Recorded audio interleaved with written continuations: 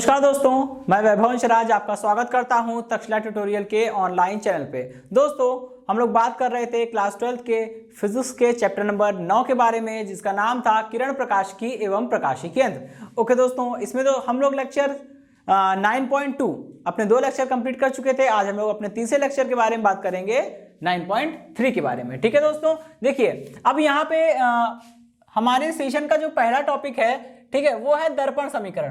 दर्पण समीकरण आपने 10वीं क्लास में पढ़ रखी है, यहां तक तो आपने 10वीं क्लास में पढ़ा था। अब दर्पण समीकरण के बाद हम लोग नेक्स्ट लेक्चर में जो पढ़ेंगे वो आपका 12th का बेसिस से होगा। ठीक है, उससे पहले की सारी चीजें शुरू के 3 लेक्चर में 9.1, 9.2, 9.3 में हमने वो सब रिवाइज किया जो हमने 10th में पढ़ रखा था। अगले लेक्चर से हम लोग अपने 12th के ओरिजिनल टॉपिक पे बात करेंगे। ठीक है, चलिए, तो दर्पण समीकरण दोस्तों क्या होती है?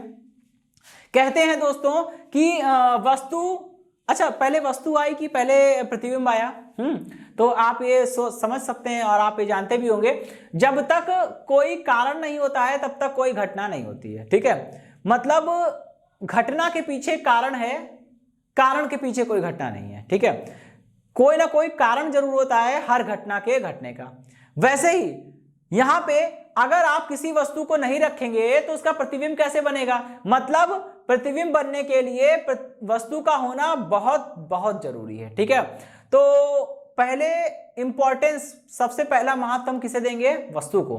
वस्तु नहीं होगी तो प्रतिबिंब कैसे आएगा? ठीक है, तो वस्तु पहले आई, प्रतिबिंब बाद में आया। ठीक है, अच्छा, और दोस्तों आपको एबीसीडी भी याद होगी। एबीसीडी में आप ये बता सकते हैं कि U पहले आएगा कि V पहले आएगा। पहले U आएगा बाद में V आएगा। ठीक है, पहले U आएगा, एबीसीडी पढ़ के देख लीजिए, पहले U आएगा बाद में V आएगा। और हाँ, एक और चीज, यहां पे मैं स्मॉल u और स्मॉल v ही लिखूंगा। ठीक है, ये जान लीजिए, हम लोग स्मॉल v और स्मॉल u लिखेंगे। ठीक, क्यों लिखेंगे अभी बताते हैं, क्या है ये सब बताएंगे। ठीक है, और जैसे एबीसीडी में पहले u आया बाद में v आया, वैसे ही यहां पे वस्तु कैसी आई? वस्तु पहले आई, ठीक है, और उसका प्रतिबिंब। दोस्तों प्रतिबिंब को हम लोग बिंब भी बोलते हैं। ठीक है, आप जो चाहे बोल सकते हैं, प्रतिबिंब को बिंब भी बोलते हैं। ठीक है, और प्रतिबिंब या बिंब का मतलब होता है इमेज। ठीक है, इमेज। अच्छा, और वस्तु का मतलब होता है ऑब्जेक्ट। यहां पे ये दोनों शब्द खूब धड़ाके से इस्तेमाल होने वाले हैं। ठीक है, वस्तु को इंग्लिश में ऑब्जेक्ट बोलते हैं, ठीक है, और प्रतिबिंब को बिंब भी बोलते हैं। बिंब छप के आ जाए पेपर में तो कंफ्यूज नहीं होंगे। ठीक है, वो भी क्या है? इमेज है। अच्छा, जैसे पहले वस्तु आई बाद में प्रतिबिंब आया, उसी तरह पहले एबीसीडी में U आया बाद में V आया। इसका मतलब वस्तु पहले आई, इधर पहले वस्तु आ रही है, इधर पहले U आ रहा है। इसका मतलब वस्तु की दूरी को हम लोग किससे प्रदर्शित करेंगे? U से। ठीक है, और प्रतिबिंब की दूरी को हमेशा हम लोग किससे प्रदर्शित करेंगे? V से। ठीक है, और चिन्ह परिपाटी के नियम का ध्यान रखते हुए हम लोग ये जान पाएंगे, ये समझ जाएंगे कि कौन माइनस होगा कौन प्लस होगा। ठीक है, तो देखिए अब यहाँ पे जो मैंने डायग्राम बनाया हुआ है, इसको मैं एक नाम दे सकता हूं, इसको हम फिगर 1 बोल रहे हैं। ठीक है, चौथा फिगर बनाया है, ये फिगर बना है। अब देखिए दोस्तों, यहाँ क्या किया गया है? इस फिगर में ये कौन सा दर्पण होगा? बाहर की ओर उभरे हुए तल पे पॉलिश की गई है, तो ये अवतल दर्पण होगा। किसी अवतल दर्पण के लिए हमने ये किरण आरेख बनाया हुआ है। ठीक है, इसमें क्या है? कोई वस्तु है AB, ये वस्तु AB मुख्य अक्ष पर रखी है, लेकिन वक्रता केंद्र C से पीछे रखी है। तो हम क्या बोलेंगे? देखिए, जो जो आपको डायग्राम में दिख रहा है इसको शब्दों में लिख दीजिए, क्योंकि जब ये डेरिवेशन आएगा आपसे आपके क्वेश्चन पेपर में तो आपको यही करना होगा। ठीक है, इसको ड्राइव करना होगा। ड्राइव करने से पहले हमें थोड़ा सा समझाना होगा कि क्या है कैसे है। ठीक है, तो हम बोलेंगे कि उपरोक्त चित्र में, ठीक है, एक अवतल दर्पण दर्शाया गया है। इस अवतल दर्पण के मुख्य अक्ष पर वक्रता केंद्र से पीछे कोई वस्तु AB रखी हुई है। इस वस्तु AB से 3 प्रकाश किरणें चल रही है। वैसे तो अनंत प्रकाश किरणें चलती हैं दोस्तों। ठीक है, किसी भी वस्तु से अनंत प्रकाश किरणें चल सकती हैं, लेकिन हम केवल उन्हीं 3 किरणों को बनाएंगे जिनसे हमारा काम चल जाए। कम से कम किरणों को बनाइए, क्योंकि ढेर सारी किरणों को बनाने से कोई फायदा नहीं है। प्रतिबिंब जहां बन रहा है वहीं बनेगा। ठीक है, बस आपको क्या डायग्राम इतना कंजेस्टेड हो जाएगा कि वो बिल्कुल बेकार दिखेगा, गंदा दिखेगा, समझ में ही नहीं आएगा कुछ। ठीक है, कि कौन सी किरण किधर से आके निकल गई। तो दोस्तों आपको पता है प्रतिबिंब तभी बनता है जब 2 परावर्तित किरणें, या अगर हम लोग अपवर्तन पढ़ेंगे तो 2 अपवर्तित किरणें। ठीक है, अभी हम लोग परावर्तन पढ़ रहे हैं, तो प्रतिबिंब तभी बनता है जब दो परावर्तित किरणें एक दूसरे को कट करती हैं, ठीक है, मतलब एक दूसरे को प्रतिच्छेदित करती हैं। यहां भी कुछ ऐसे ही हो रहा है। देखिए 3 प्रकाश किरणें चलेगी। पहली किरण जो है मुख्य अक्ष के समांतर चल रही है, परावर्तन के पश्चात कहां से जाएगी, फोकस बिंदु से होकर गुजर गई। ये देखिए, ये मुख्य अक्ष समांतर आई, ये फोकस बिंदु से होकर निकल गई। दूसरी प्रकाश की किरण जो है वो वक्रता केंद्र से होकर जाएगी, और आपको पता है जब प्रकाश किरण वक्रता केंद्र से गुजरती है तो वो उसी मार्ग पर लौटती है, उसके मार्ग में कोई भी विचलन नहीं होता है। सी से गई थी, सी से लौट आएगी, ठीक है। अब तीसरी प्रकाश किरण जो है वो ध्रुव पर आकर आपतित होगी, और जितने कोण आई से, किसी कोण आई से आई थी तो उसी कोण आर से लौट जाएगी, क्योंकि आपतन कोण और परावर्तन कोण बराबर होते हैं, ऐसा परावर्तन के नियम में कहा गया है, ठीक है। तो ये तीनों प्रकाश किरणें देखिए, पहली परावर्तित किरण, दूसरी परावर्तित किरण और तीसरी परावर्तित किरण, ये तीनों एक ही बिंदु पर कट कर रही हैं और उसी बिंदु पर प्रतिबिंब बन जाएगा। लेकिन दोस्तों यहां पे हम देख रहे हैं कि ये तीनों प्रकाश किरणें जहां पे कट कर रही है वो बिंदु मुख्य अक्ष के नीचे है। इसका मतलब प्रतिबिंब आपको बनाना है तो क्या करना पड़ेगा, इस बिंदु से मुख्य अक्ष पर लंब खींच दीजिए, इस बिंदु से मुख्य अक्ष पर लंब खींचिए और ये हो जाएगा प्रतिबिंब का आकार, ठीक है। आपको देखने से समझ में आ रहा होगा, ठीक है। तो ये प्रतिबिंब उल्टा बनेगा, क्योंकि चिन्ह परिपाटी में हमने ये भी पढ़ा है, वस्तु की या प्रतिबिंब की ऊंचाइयों को मुख्य अक्ष के लंबवत नापते हैं। अगर मुख्य अक्ष के ऊपर की ओर नाप रहे हैं, मुख्य अक्ष से ऊपर की ओर नापा तो पॉजिटिव, मुख्य अक्ष से नीचे की ओर नापा तो निगेटिव, तो प्रतिबिंब की ऊंचाई कितनी हो जाएगी, निगेटिव। वस्तु की ऊंचाई कितनी हो जाएगी, पॉजिटिव। और दोस्तों पहले हम लोग वस्तु को ए बी ऐसे लिखते हैं और प्रतिबिंब को ए डैश बी डैश ऐसे करके लिखते हैं, और वस्तु की ऊंचाई को हम लोग एच से लिखेंगे, H for height, small H, और प्रतिबिंब की ऊंचाई को हम लोग एच डैश से लिखेंगे, जैसे इसको ए डैश बी डैश वैसे उसको एच डैश, ठीक है। चलिए अब दोस्तों यहाँ पे केवल डेरिवेशन है, जरा आप देखेंगे तो आप समझ जाएंगे कि यहाँ पे देखिए ढेर सारे ट्राइंगल बन रहे हैं, ठीक है। लेकिन हमको अभी कौन सा ट्राइंगल लेना है, तो देखिए ट्राइंगल लेना है। यहाँ पे एक चीज समझिएगा, ये वाला एंगल जो है, जरा 2 ट्राइंगल देखिएगा, यहाँ मैं नाम लिख रहा हूं, ट्राइंगल बी डैश ए डैश एफ, ठीक है, एवं एंगल एफ एम पी कैसे समरूप है, समरूप है। कैसे कह सकते हैं, देखिए दोस्तों अगर हम इस पॉइंट से, पॉइंट एम से इस पर एक लंब खींच दें तो ये वाला एंगल 90 हो जाएगा, इधर भी एक एंगल 90 है, ठीक है। और देखिए दोस्तों ये वाला angle B dash F A dash, ये वाला जो एंगल है वो इस एंगल के बराबर है, ठीक है। अगर किसी त्रिभुज में, किन्हीं 2 त्रिभुजों में 2 एंगल बराबर हो गए, एक भुजा कॉमन हो गई है, तो वो दोनों त्रिभुज कैसे होते हैं, समरूप होते हैं। त्रिभुज समरूप होने का मतलब है उनकी भुजाएं बराबर बराबर अनुपात में होगी, ठीक है। तो यहां देखिए बी डैश ए डैश एफ और एम एफ और पी, ये दोनों कैसे हैं, समरूप त्रिभुज हैं। और ये जब ये दोनों त्रिभुज समरूप होंगे तो इनकी भुजाएं जो है वो समान अनुपात में होगी। तो हम क्या करेंगे, यहां लिखेंगे, देखिए दोस्तों इसको एक लिखने का तरीका होता है कि जिस त्रिभुज की भुजाओं को आप ऊपर लिख रहे हैं, मतलब भिन्न के ऊपर हिस्से में अंश में लिख रहे हैं, उसको हमेशा अंश में लिखेंगे, और जिस त्रिभुज की भुजाओं को बटे के नीचे यानी कि हर में लिख रहे हैं उसको हमेशा हर में लिखेंगे। फॉर एग्जाम्पल हम क्या कर रहे हैं, एफ एम पी जो ट्राइंगल है इसकी भुजाओं को ऊपर लिखेंगे। तो सबसे पहले हमने ये वाली भुजा ली एम पी, ठीक है, तो यहां पे लिखा एम पी अपॉन में, अब इस वाले त्रिभुज की इसके संगत जो ये बड़े वाले ट्राइंगल में जो भुजा एमपी है उसके संगत यहाँ कौन सी भुजा है, ए डैश बी डैश, तो यहां लिख देंगे A dash B dash is equal to, ठीक है। अब कौन सी भुजा ले रहे हैं दोस्तों, देखिए ये वाली भुजा लेने से कोई फायदा नहीं है, एम एफ लेने से कोई फायदा नहीं है, ना तो ये एफ बनेगा, ना पी बनेगा, ना आर बनेगा, ना यू वी, कुछ नहीं बन रहा है। और हमें एक फॉर्मूला चाहिए, किसमें, दर्पण समीकरण का मतलब होता है एफ में, यू में और वी में एक फॉर्मूला चाहिए हमको, ठीक है। तो एम एफ लेने से कोई फायदा नहीं। अब भुजा कौन सी लेंगे, एक भुजा एमपी ले चुके, एक भुजा लेंगे एफ पी, ठीक है। अब देखिए बड़े वाले त्रिभुज की भुजा को ऊपर लिख रहे हैं तो उसको ऊपर ही लिखेंगे, अब बड़े वाले त्रिभुज की भुजा एफ पी के बारे में लिखेंगे, ये हो गया एफ पी अपॉन में एफ पी के संगत यहां कौन सी भुजा है, यहां भुजा है बी डैश एफ, ठीक है, बी डैश एफ, ठीक है। ये हो गया हमारा हमने समान संगत भुजाओं को समान अनुपात में दिखा दिया, ठीक है।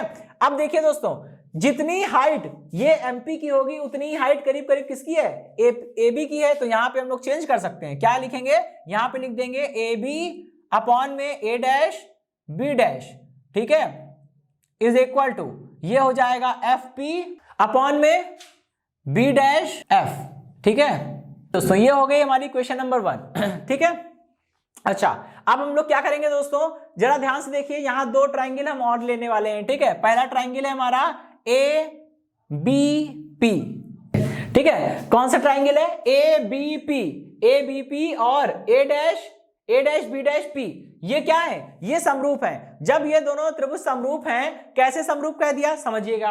देखिए इन त्रिभुजों में क्या है, एक भुजा कॉमन है, ठीक है, एंगल आई एंगल आर बराबर है, और ये वाला एंगल 90 ये एंगल 90, दो एंगल बराबर होए, एक भुजा कॉमन है, इतना काफी है ये चीज कहने के लिए कि दो त्रिभुज समरूप हैं। तो इसका मतलब यहाँ पे ए बी और पी और ए बी पी पहला ट्राइंगल, दूसरा triangle A dash B dash P, ये दोनों क्या है, समरूप है। और जब समरूप है तो संगत भुजाएं समान अनुपात में होगी। रखिए, अब मैं करूंगा क्या, मैं बड़ा वाला ट्राइंगल ए बी पी की भुजाओं को ऊपर रखूंगा हर बार, और छोटा वाला triangle A dash B dash P की भुजाओं को मैं नीचे रखूंगा, ठीक है। आइए शुरू करते हैं। सबसे पहले हमने यहां पे लिया है ए बी, बड़े वाले ट्राइंगल की भुजा ए बी, इसके संगत छोटे वाले ट्राइंगल में कौन सी भुजा है, ए डैश बी डैश, तो अपॉन में आ जाएगा A dash B dash is equal to, ठीक है। अब बड़े वाले ट्राइंगल में ये भुजा, ये वाली भुजा ले रहे हैं बीपी, ठीक है, ये हो गई बीपी। इसकी जगह पे छोटे वाले ट्राइंगल में भुजा हो जाएगी बी डैश पी, ठीक है, तो ये हो गया बी डैश पी, ठीक है। Equation number 2।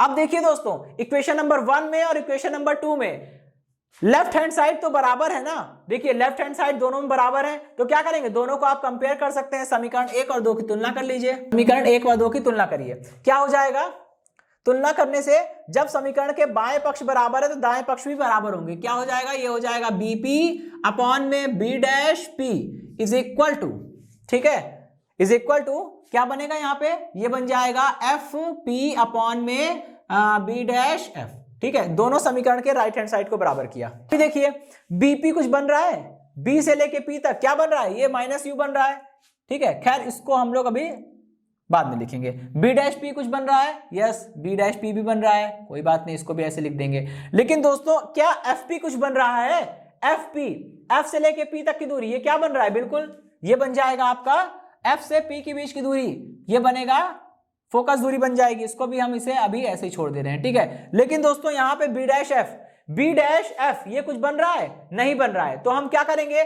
ध्यान से देखिए, ये जो बी डैश एफ को हम लोग क्या लिख सकते हैं, बी डैश एफ को लिख सकते हैं बी डैश पी माइनस का एफ पी, ठीक है। चलिए, क्योंकि बी डैश पी में से जब आप एफ पी घटा देंगे, ये पूरी दूरी में से ये वाली दूरी घटा देंगे तो यही तो बचेगी, बस हो गया काम, ठीक है। अब क्या करेंगे, बीपी क्या है, बीपी है माइनस का यू, ठीक है, अपॉन में बी डैश पी क्या है, बी डैश पी जो है माइनस का वी है, ठीक है।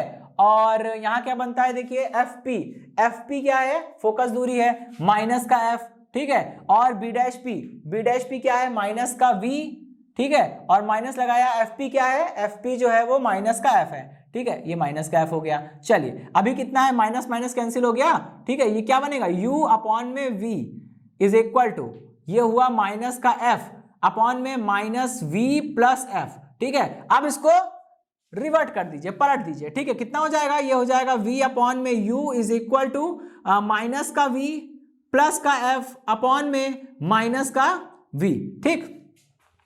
अभी हम लोग क्या कर सकते हैं, अभी हम लोग एक मिनट, सॉरी, यहां माइनस में अपॉन में एफ है, ठीक है। अभी हम लोग क्या कर सकते हैं, इसके लिए 3 गुणा कर दीजिए, ठीक है। या एक काम और हो सकता है कि क्या करें, इसको पहले सेपरेट कर लेते हैं, v upon u is equal to minus का वी अपॉन में माइनस का एफ, इसको ऐसे लिख सकते हैं। और जब minus v upon minus f करेंगे तो माइनस माइनस ये कैंसिल कर देगा, ठीक है, प्लस ये हो जाएगा एफ अपॉन में माइनस एफ, ठीक है, और ये हो जाएगा माइनस इधर, ये कट के पूरा 1 हो जाएगा, ठीक है। इतनी चीज समझ में आ गई। अच्छा, अभी यहाँ पे क्या करना है, अब दोनों पक्षों में v से भाग करिए, दोनों पक्षों में आप v से भाग करेंगे, यहां लिख देता हूं, दोनों पक्षों में v से भाग करने पर, जब आप दोनों पक्षों में v से भाग करेंगे तो यहां v से भाग करेंगे, v कट जाएगा, 1 upon u is equal to, यहां देखिए v से भाग करेंगे कट जाएगा ये 1 upon f minus 1 upon v। अब इसको सॉल्व कर लीजिए, कितना आएगा, 1 upon f is equal to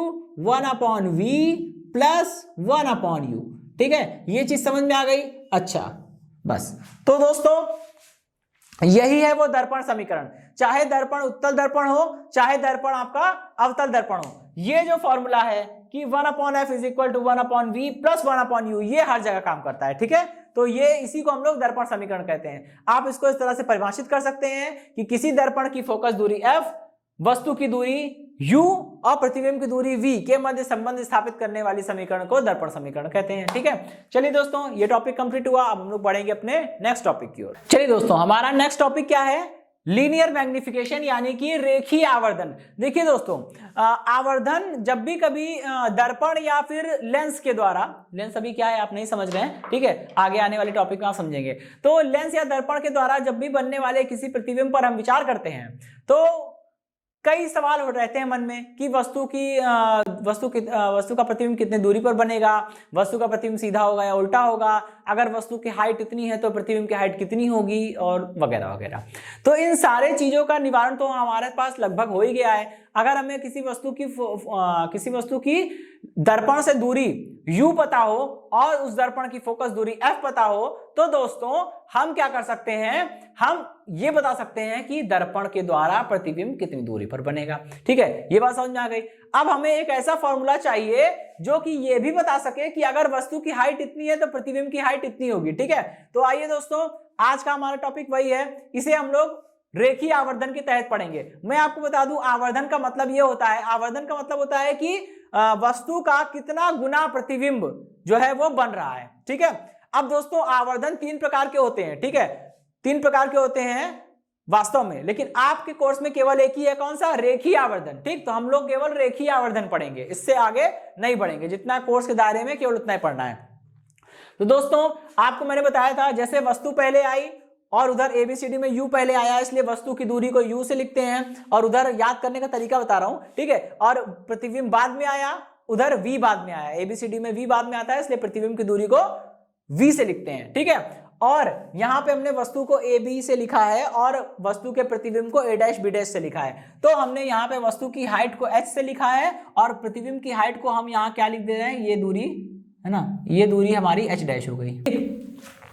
चलिए अब हम क्या करेंगे, हमको एक ऐसा फॉर्मूला निकालना है जो h और h' में संबंध दे दे। ठीक है, तो सबसे पहले तो यही जानेंगे, रेखीय आवर्धन को हम लोग दोस्तों m से लिखते हैं, स्मॉल m से। ठीक है, और किसी भी दर्पण के द्वारा बनने वाले प्रतिबिंब का रेखीय आवर्धन जो है वो क्या होता है, वो वस्तु की ऊंचाई और प्रतिबिंब की ऊंचाई से ही के द्वारा ही परिभाषित होता है। कहेंगे किसी दर्पण के द्वारा बनने वाले प्रतिबिंब का रेखीय आवर्धन प्रतिबिंब की ऊंचाई तथा वस्तु की ऊंचाई के अनुपात के बराबर होता है, क्योंकि प्रतिबिंब की ऊंचाई को यानी h' को जब आप वस्तु की ऊंचाई h से भाग करेंगे तभी आपको पता चलेगा कि भाई प्रतिबिंब जो बना है वो कितना गुना बड़ा बना है। ठीक है, अगर प्रतिबिंब छोटा बन रहा है तो m का मान 1 से कम होगा, अगर प्रतिबिंब बड़ा बन रहा है तो m का मान 1 से ज्यादा भी हो सकता है, और होता भी है। ठीक है, तो ये तो हो गई हमारी क्वेश्चन नंबर 1। चलिए दोस्तों अब हम आगे बढ़ते हैं, हमको कुछ भी करके h और h' में रिलेशन चाहिए। ठीक है, तो क्या करें, हम लोग यहाँ पे ट्राइंगल लेते हैं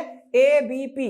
ठीक है, ट्राइंगल ABP में, ठीक है, लगाइए जरा tan, क्या लगाएंगे, tan I बराबर, दोस्तों tan इसलिए लगा रहे हैं ताकि ये वाली भुजा मिल जाए, कोण के सामने वाली भुजा लंब होती है और मुझे h चाहिए, AB नहीं लेंगे तो h कैसे लिखेंगे, ये वाली भुजा मुझे चाहिए, तभी तो इसकी हाइट को h लिखेंगे हम लोग, और h फॉर्मूले में आना है, उसी को लेकर एक फॉर्मूला बनाना है। ठीक है, तो ये हो गया लंब बटे कर्ण यानी AB बटे कर्ण, सॉरी लंब बटे आधार यानी AB बटे BP। ठीक है, AB बटे में BP, ये बात समझ में आ गई, इक्वेशन नंबर 2। ठीक है, चलिए भाई अब दूसरी इक्वेशन, कौन सा ट्राइंगल ले लेते हैं, ट्राइंगल ले लिया जाए हम लोग ये वाला ट्राइंगल ले सकते हैं B', A', P। ठीक है, ये हो गया A', B', P में, इसमें लगाइए दोस्तों, यहां कौन सा एंगल बन रहा है, देखिए A', B', P में एंगल R बन रहा है, तो tan R लगाइए, फॉर्मूला वही है, tan बराबर क्या होता है, लंब बटे आधार, तो कोण के सामने वाले भुजा लंब यानी कि ये हो जाएगा A', B' अपॉन में आधार कितना है, आधार है B', ठीक है, आधार हो गया B', इक्वेशन नंबर 2। अब हम क्या करेंगे दोस्तों, हमको पता है कि समीकरण 1 व 2 से, ठीक है, हमें पता है कि यहाँ पे अच्छा मैं एक काम और कर सकता हूँ, ठीक, इसी को मैं लिख लेता हूँ tan i। क्यों लिख रहा हूँ अभी समझ में आ जाएगा, ठीक है। tan i is equal to a dash b dash upon में b डैश p। ऐसा क्यों किया, इसको इक्वेशन नंबर 3 मानेंगे, ठीक है। ऐसा दोस्तों, सॉरी, इसको इक्वेशन नंबर 2, ठीक है। अच्छा हाँ 3 है, चलिए कोई बात नहीं, ठीक है। यहाँ पे लिख दे रहा हूं मैं क्योंकि ऐसा इसलिए हुआ क्योंकि tan i is equal to tan r होता है, मतलब angle i equal angle r होता है। कहां से पढ़ा, परावर्तन के नियम में पढ़ा था, ठीक है। चलिए अब क्या करेंगे, इक्वेशन 1, 2 और 3 को आपस में इक्वेट कर दीजिए, ठीक है। समीकरण 2 व समीकरण 3 की तुलना करने पर 2 और 3 की तुलना कर दीजिए दोस्तों, कितना हो जाएगा, जब दोनों समीकरण के बाएं पक्ष बराबर है तो दाएं पक्ष भी बराबर होंगे, यानी कि AB अपॉन में BP is equal to A dash B dash upon में B डैश P, ठीक है। अब AB कितना है, H है, और BP कितना है, माइनस U है। इसी प्रकार A डैश B डैश कितना है, H डैश है, और B डैश P कितना है, कहां गया B डैश P, ये माइनस का V है, ठीक है। तो सारी वैल्यूज रख सकते हैं हम लोग। चलिए AB कितना है H, और BP कितना है, BP जो है वो माइनस का U है, is equal to A dash B dash कितना है दोस्तों, H डैश है, तो ये हो गया H डैश अपॉन में B डैश P कितना है, B डैश P जो है वो माइनस का V है। यहां से हमें एक चीज समझ में आती है दोस्तों, वो ये है कि देखिए माइनस माइनस तो भाई निकल लेंगे, ठीक है। और यहाँ पे मैं एक चीज और आपको बता दूं, देखिए यहाँ पे मैंने AB को H ले लिया क्योंकि प्रतिबिंब की ऊंचाई मुख्य अक्ष से ऊपर की ओर ली गई है, तो वो पॉजिटिव हो गई। लेकिन दोस्तों B डैश A डैश को हम H नहीं लेंगे बल्कि माइनस H लेंगे, क्योंकि चिन्ह परिपाटी कहती है अगर मुख्य अक्ष से नीचे की ओर आप मेजर कर रहे हैं तो वो वैल्यू कितनी होती है, माइनस में होती है, ठीक है। तो चलिए अब देखिए यहाँ पे माइनस माइनस कैंसिल हो जाएगा और जो रिजल्ट आएगा वो कितना आएगा, वो आएगा H डैश अपॉन में H, ठीक है। H dash upon H is equal to minus का V अपॉन U, ठीक। इसी को हम लोग बोलते हैं रेखीय आवर्धन। तो यहां से जो समीकरण निकल के आ रहा है 1 2 3, और इसको इक्वेशन नंबर 4 बोल देते हैं, और ये जो इक्वेशन 4 निकल के आ रही है इसी को हम लोग क्या बोलेंगे, इसको हम लोग बोलेंगे रेखीय आवर्धन की समीकरण है, ठीक है। अब देखिए यहां पे अगर आपको वस्तु की दूरी u, प्रतिबिंब की दूरी v पता हो तो आप आवर्धन आसानी से निकाल सकते हैं, ठीक है। अच्छा, और यहाँ पे h तो वस्तु की और प्रतिबिंब की हाइट हो गई, ठीक है दोस्तों। तो दोस्तों यहाँ पे देखिए हमको ये जो फॉर्मूला निकालना था वो निकल चुका है, ठीक है। U में, V में और H डैश में संबंध आ गया है, ठीक है दोस्तों। तो इसी के साथ ये टॉपिक समाप्त होता है, ठीक है।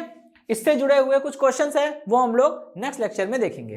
तो दोस्तों इसी के साथ ये लेक्चर समाप्त होता है। इस सेशन से जुड़े नोट्स प्राप्त करने के लिए डिस्क्रिप्शन में दिए गए लिंक पर जाके क्लिक कीजिए। ओके दोस्तों, आज के सेशन में इतना ही, मिलता हूं नेक्स्ट सेशन में, धन्यवाद।